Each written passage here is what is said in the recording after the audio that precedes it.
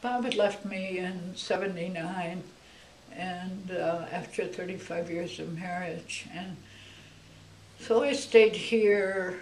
I was working. I did live in Willimantic for a while because we started community land trust there and rehabbed some big old houses into apartments, especially for, there's a lot of Latino and Puerto Rican people in Willimantic, and so we rehabbed a bunch of several houses and made them into apartments, big and small.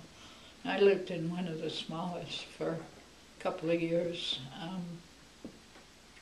and I had worked before that.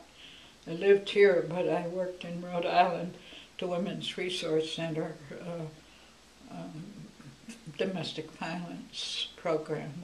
They had a shelter, and I often sheltered people here because, for various reasons.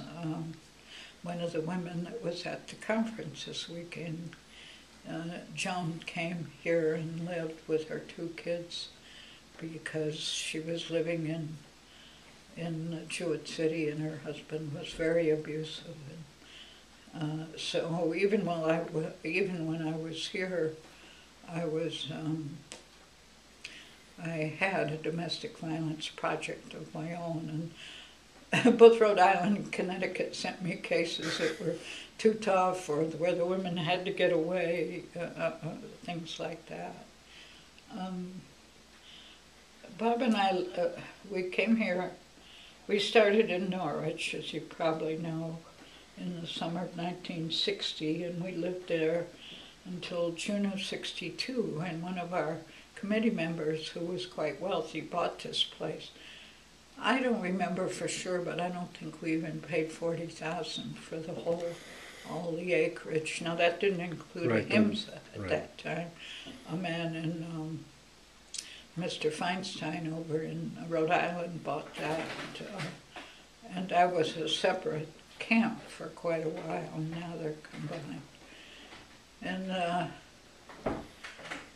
we moved away. We came here in June of '62.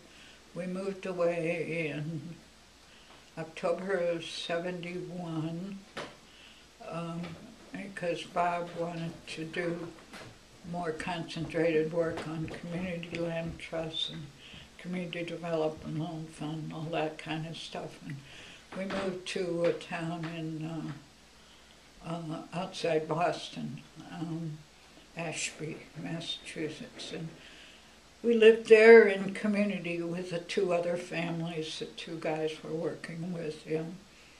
And then in February '75, I was appointed as regional director for the American Friends Service Committee for New England.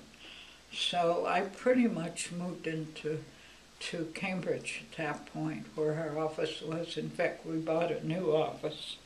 One of the first things I did, the old one was falling apart. We were renting it, paying too much rent for a wreck. And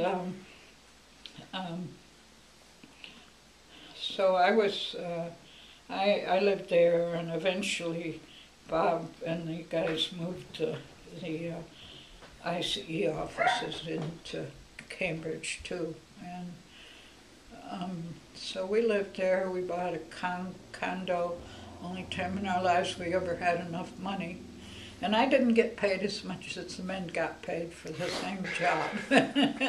I knew that because we had meetings of all the executive secretaries about 4 times a year, and some of the guys who were my pals told me what they were getting paid, but that you know, it's par for the course in those days, and maybe still.